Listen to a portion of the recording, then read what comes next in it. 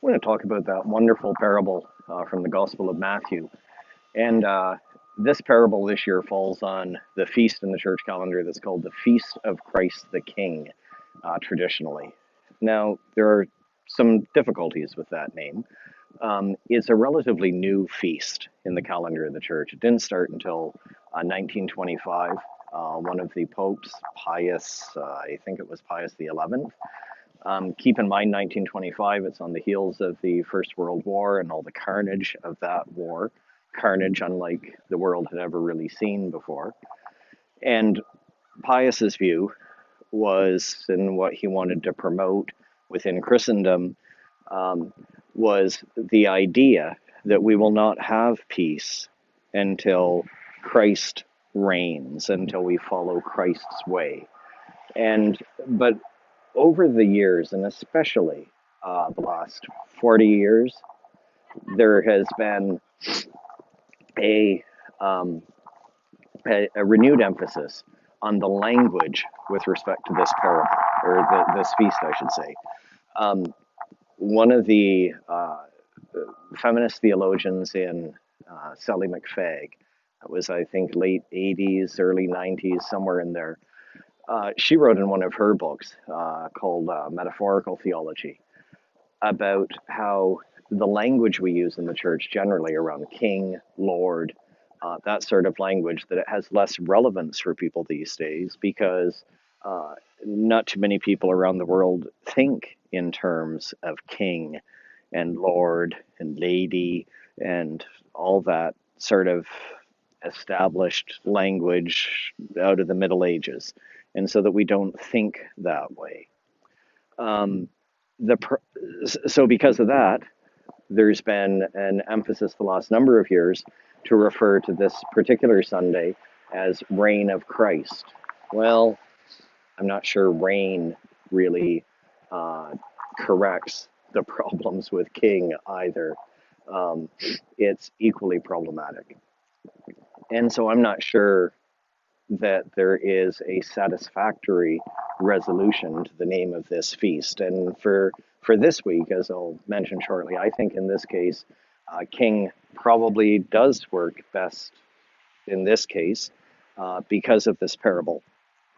One other difficulty with this parable is, well, there are two other little difficulties with this parable.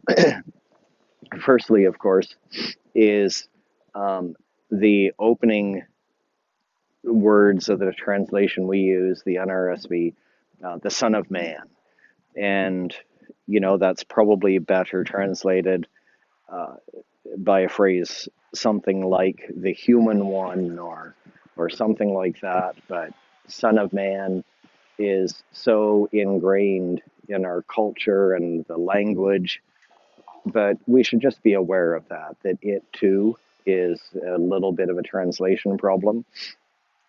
The third problem I want to highlight in this parable is in one of the early sentences of the parable. The NRSV translation has, when it comes to, in the parable, the king is separating them one from another, the people one from another, according to the NRSV translation.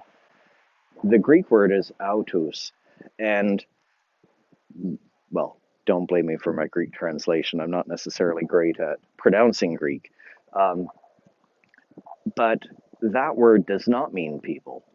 This is a case where the King James Version translation of this text, I think it gets it more right when it maintains what them is referring to. It clearly is referring back to the nations. It's not that the king will gather the nations and then separate people. Rather, it's referring to separating the nations or judging the nations. And the reason that little translation issue matters is because by referring in this parable to a separation of people, we make this parable into a very individual sort of thing.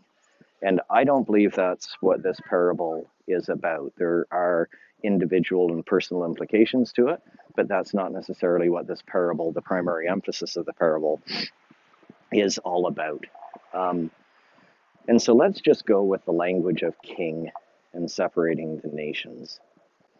And if you think about then what Jesus is describing, is there a nation on this earth that currently emphasizes um, the hungry, the weak, the sick, the lonely, the stranger, the people in prison?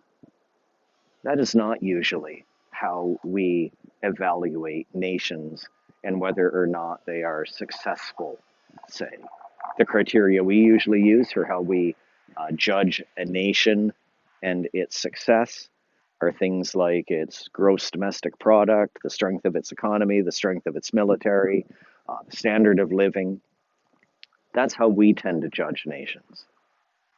And this parable is highlighting to us that God sees things very, very differently.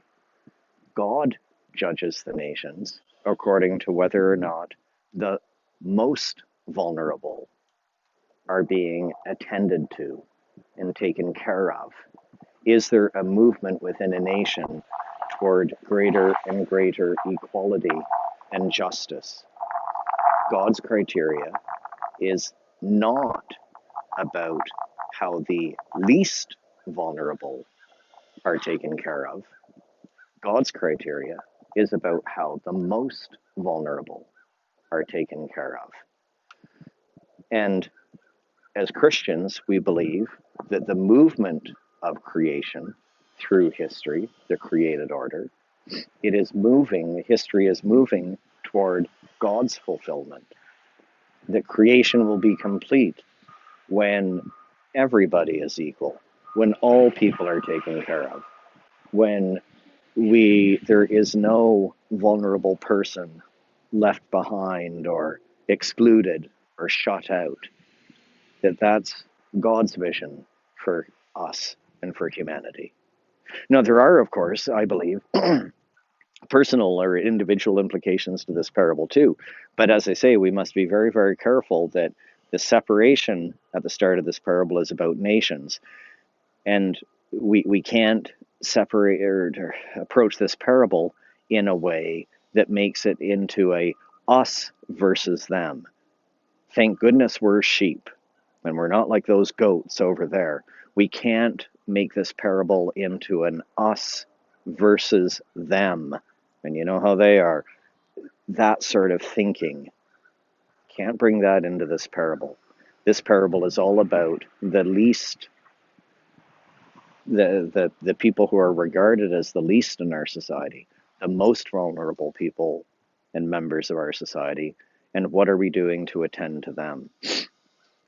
So when I said earlier that this parable does have implications on the individual uh, lives of Christians and how we live out our faith, it isn't about doing particular charitable acts so that we guarantee a spot in heaven.